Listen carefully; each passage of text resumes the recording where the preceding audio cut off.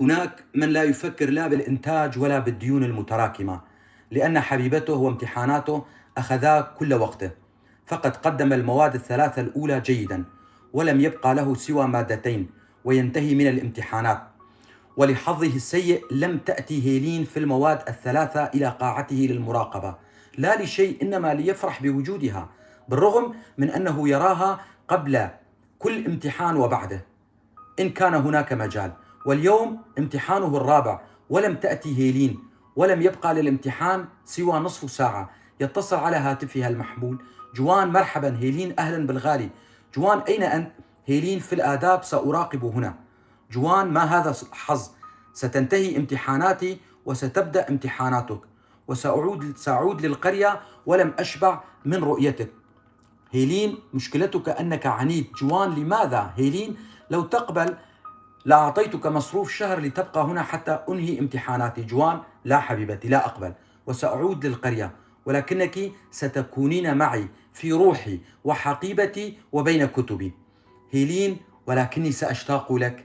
جوان: وأنا أكثر، وبعد أن أقدم المادة سآتي للآداب، لا تتحرك من مكانك. هيلين: كما تريد. يدخل جوان قاعة الامتحان في كلية الفنون الجميلة القريبة من كلية الحقوق في البرامكة، ولا يخرج منها حتى نهاية الوقت، لأن الأسئلة كانت صعبة، لكنه جاوب بشكل جيد وانطلق باتجاه الآداب، حيث هيلين كانت تنتظره أمام باب الكلية. جوان: اشتقت لك. هيلين: وأنا أيضا، ولكن كيف قدمت المادة؟ جوان: جاوبت على كل الأسئلة. هيلين: وبهذه المناسبة أدعوك إلى مقهى المدينة، وكل شيء سيكون على حسابي وبدون اعتراض. جوان: كما تريدين يا أميرة. هيلين: هيا بنا. ينطلقان بفرح ولا يعلمان بأن هيفين التي كانت تراقب هيلين منذ خروجها من القاعة قد جهزت سلاحها الأخير لطعن علاقتهما، فقد جلبت لها يارا الحاسدة رقم هاتف بيت هيلين، فتوجهت إلى كابين الهاتف وبدأت بتنفيذ جريمتها. أم هيلين: نعم. هيفين: مرحبا. أم هيلين: أهلا، من معي؟ هيفين: أريد أن أسأل أبا هيلين عن أسعار الذهب، عرس أختي اقترب ونريد أن نشتري لها الذهب من عنده. أم هيلين: لحظة لو سمحتي. تنادي الأم المخدوعة أبو هيلين الذي يحمل السماعة: أبو هيلين تفضلي. هيلين: أنت والد هيفين، أنت والد هيلين؟ أبو هيلين: نعم. هيفين: هل تعلم ماذا فعلت ابنتك؟ أبو هيلين: وماذا فعلت؟ هيفين: لقد شوهت سمعتها في كل الجامعة. أبو هيلين: ماذا؟ هيفين: إنها تخرج مع شاب صغير في السنة الأولى إلى أماكن لا تذهب إليها إلا من لا تخاف على سمعتها، واسم الشاب جوان وهو من الدرباسية. أبو هيلين: أنت تكذبين، فابنتي ليست كما تقولين. هيفين: إن كنت لا تصدقني تعال وسترى بعينيك، وكل الطلاب يعرفون بعلاقتهما. يغلق أبو هيلين السماعة وقد أصابته الصدمة وشعر بوجع في صدره. أما هيفين فقد خرجت من كابين الهاتف بعد أن حققت مرادها. أم هيلين: ما بك؟ ولماذا تضع يدك على صدرك؟ أبو هيلين: من أفعال ابنتك التي ستجلب نهايتي. تأتي أم هيلين بكأس من الماء، فيتناول حبة من جيبه ويضعها تحت لسانه ولا يشرب الماء. أبو هيلين: ابتعدي عني. أم هيلين: ما بك؟ وماذا فعلت لك؟ أبو هيلين: لأنك بالتأكيد تعرفين أن ابنتك على علاقة مع شاب ولم تخبريني. أم هيلين: طالبة الذهب أخبرتك بالموضوع؟ أبو هيلين: إذا كنت على علم بذلك. أم هيلين: أجل، وابنتي لم تخطئ بشيء، فقد أحبت كغيرها من الفتيات. أبو هيلين: وتقولينها بكل وقاحة، وهل تدرين من تحب؟ أم هيلين: أجل، كما أحب والدها فتاة مسلمة هي أيضا أحبت شابا مسلما. أبو هيلين: أنا؟ لا، ليس صحيحا. أم هيلين: أنا أعرف كل شيء، وقد سميت هيلين على اسمها، فلا تنكر، فقد اعترفت بذلك أمامي. أبو هيلين: ومتى؟ أم هيلين: منذ سنين عديدة كنا نحتفل برأس السنة، كنت ثملا وأصبحت تخاطبني وكأنها أمامك، وها هو القدر يعيد نفسه وابنتك لم تخطئ. أبو هيلين: وتدافعين عنها أيضا؟ أم هيلين: إن كان أهلك وأهلها ظلموكما فلا تظلم ابنتك. يصمت أبو هيلين ويتذكر كل شيء: الحب، ظلم الأهل، والفراق والعذاب، لكن العادات والأديان وكلام الناس يوقفون تفكيره. أم هيلين: هي ابنتك يا رجل، لا تظلمها. أبو هيلين: لن تدرس بعد الآن في دمشق. أم هيلين: بذلك أنت لا تختلف عن أهلك وأهل حبيبتك. أبو هيلين: اصمتي. أم هيلين ليعنها الرب. في صباح اليوم التالي يكون أبو هيلين في المدينة الجامعية، ولم يحتمل أن يبقى يوما واحدا في ديريك بعدما سمعه البارحة على الهاتف ينادي إحدى الطالبات التي كانت تمشي باتجاه الوحدة السكنية التي تسكنها هيلين وفي يدها الفطور، فيطلب منها أن تنادي ابنته. وبمجرد أن أخبرتها الطالبة بأن والدها في الخارج ينتظرها، تذهب إليه مذعورة، ولم يخطر ببالها إلا أمها وأنه حدث لها مكروه، وعند رؤيته تذهب إليه لتحضنه فيبعدها عنه. تقف مستغربة لتصرف والدها. هيلين: هل أمي بخير؟ الأب: نعم بخير، اذهبي وبدلي ثيابك ولا تتأخري. هيلين: حاضر. تغيب هيلين لدقائق وتعود وهي حائرة خائفة، تمشي وراء والدها الذي يسرع في خطواته ولا يقف إلا في المقهى القريب من المدينة، فيجلسان متقابلين وملامح غضب باد في عينيه.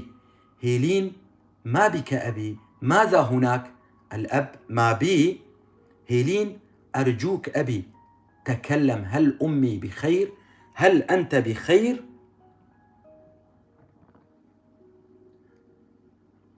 الأب: لولا تصرفاتك لكنا بخير. هيلين: وماذا فعلت؟ الأب: أهذه هي القيم والأخلاق التي أنشأتك عليها لتقومي بتشويه سمعتي؟ هيلين: أنا لم ولن أفعل شيئا يسيء لاسمك. الأب: ومن هذا جوان الذي تذهبين معه إلى أماكن لا تذهب إليها فتاة مؤدبة ومحترمة. هيلين: والعذراء لم أذهب إلى هكذا أماكن ولا أعرفها، ومن أخبرك بذلك يكذب، إذن لأجل ذلك أتيت إلى دمشق. الأب: بالطبع. هيلين: سأخبرك بكل شيء. الأب: تكلمي. هيلين: جوان معي في الجامعة ونحن نحب بعضنا بعضا والحب ليس حراما. الأب: وتقولينها بكل وقاحة. هيلين: أقولها لأن الحب ليس كالذهاب إلى الأماكن التي تحدثت عنها، ونحن لا نلتقي إلا في الأماكن العامة وأمام أنظار الجميع، وهو لم يمسسني وأخلاقه عالية. الأب: وتمدحينه أيضا؟ اسمعي، هذه السنة هي آخر سنة لك في دمشق، وستنقلين أوراقك إلى جامعة حلب. هيلين: أرجوك أبي لا تقل ذلك. الأب: هذا القرار لا نقاش فيه، وإن لم تقطعي علاقتك مع هذا الولد فانسي بأن لك أبا، وإن مت لن تحضري جنازتي. هيلين: لا قدر الله، المهم لا تغضب نفسك لأجل صحتك. الأب: إن كنت تخافين على صحتي ستفعلين كما أمرتك. هيلين: كما تريد أبي، سأقطع علاقتي به وسأنقل أوراقي إلى جامعة حلب.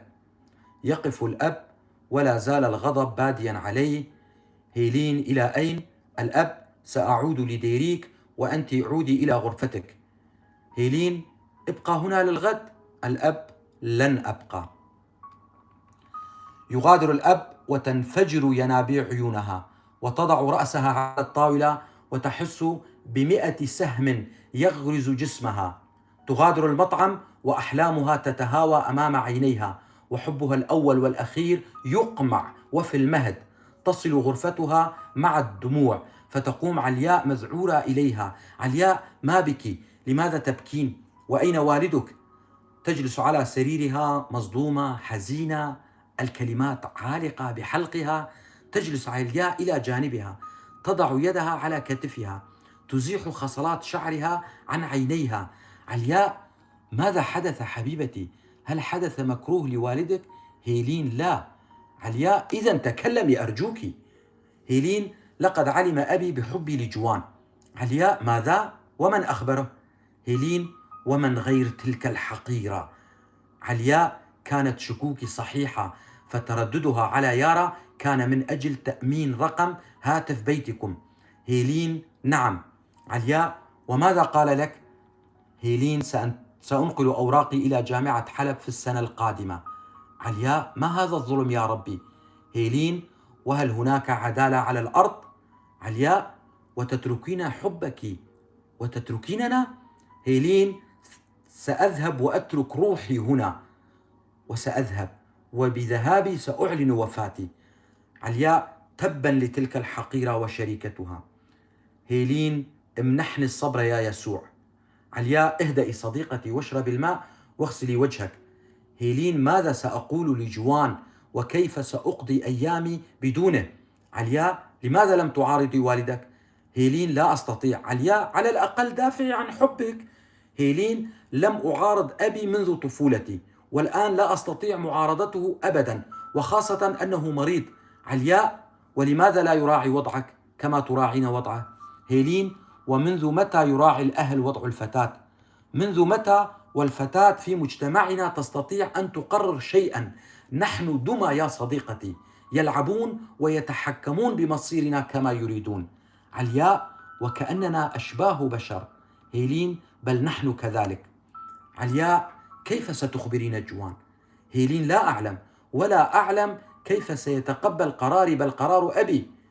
هيلين: فعلا إنه أمر صعب، فهو يعشقك بجنون. هيلين: غدا سيقدم آخر امتحان، ولن أراه قبل الامتحان ولا بعده. علياء: سيأتي إليك، فقد لاحظت وتأكدت من أنه لا يقوى على فراقك. هيلين: إن جاء سأخبره، وغدا لن أغادر غرفتي. علياء: كما تريدين، والآن اغسلي وجهك وأنا سأحضر الفطور كي نخرج لنجلس تحت الشجر، فالجلوس في ظلال الأشجار يريح النفس. هيلين: سأغسل وجهي ولن أفطر. علياء: يعني ذلك أنك ستغيرين قرار والدك؟ اغسلي وجهك ونتحدث بعدها. هيلين: كما تريدين. يدخل آخر امتحان له حزينا، فهيلين لم ترد على مكالماته المتكررة، ولم تنفع محاولات شيار معه الذي برر بأنها ربما نسيت هاتفها في الغرفة أو جعلته صامتا، ومع ذلك يجيب على كل الأسئلة. فقد حفظ المادة عن ظهر قلب، ولم يصدق كيف خرج من قاعة الامتحان ليتوجه إلى أقرب كابين للهاتف، وقد ردت هذه المرة من أول اتصال. هيلين: نعم. جوان: لماذا لا تردي على مكالماتي؟ هيلين: لا أعرف. جوان: كيف لا تعرفين؟ ماذا هنالك؟ هيلين: لا شيء. جوان: أين أنت؟ هيلين: في غرفتي. جوان: 5 دقائق وأكون أمام باب الوحدة. هيلين: أين أنت؟ جوان: في الآداب، مع السلامة، أنا قادم. في أقل من 5 دقائق يكون أمام باب الوحدة، حيث تنتظره بقلب مكسور. جوان: ما بك؟ غدوت كالوردة الذابلة. هيلين: لا شيء. جوان: بل هناك شيء وأشياء كبيرة أيضا. هيلين: دعنا نجلس على العشب. يجلسان وقلبه ينبض قلقا، إنه متأكد من حدوث مكروه. هيلين: منذ طفولتي لم أشعر بسعادة كما شعرتها معك، ولم أحس بقلبي ونبضاته، ولم أتذوق روعة الحب والحياة إلا بعد أن تعرفت عليك. جوان: ولماذا تقولينها بحزن؟ وما هذا القهر في عينيك؟ هيلين: إنه قهر الحياة. جوان: تكلمي هيلين، أكاد أجن. هيلين: يبدو أن الحياة لا تمنحنا ما نريد، أو تسلب منا ما نملك. يتوتر جوان كثيرا بحيث لم يعد يحتمل كلامها. جوان: توقفي هيلين، قولي ما الذي حدث، ولماذا هذا الكلام؟ هيلين: البارحة جاء أبي لأنه علم بحبنا، وطلب مني أن أبتعد عنه وأن أكمل دراستي في حلب السنة القادمة. جوان: وأنت ماذا قلت له؟ هيلين: قلت له كما تريد. جوان: بهذه السهولة؟ هيلين: وما عساي أن أفعل؟ جوان: وهل كلام والدك منزل من السماء كي توافقينه بهذه السرعة؟ هيلين: وهل الكلام المنزل من السماء يفرق بين الأحبة؟ كلا يا حبيبي، إنه حكم القدر وظلم أهل الأرض، ثم إنه مريض ولا أريد أن أكون سببا في انتكاسته وتعاسة عائلتي. جوان: إذن ستضحين بحبنا؟ هيلين: بل سأضحي بنفسي، لأن ابتعادي عنك هو موتي. جوان: أنت جبانة ولم تدافعي عن حبك، أنت أصلا لا تحبينني. هيلين: لا تكن أنت وأبي علي فأنا أحتضر.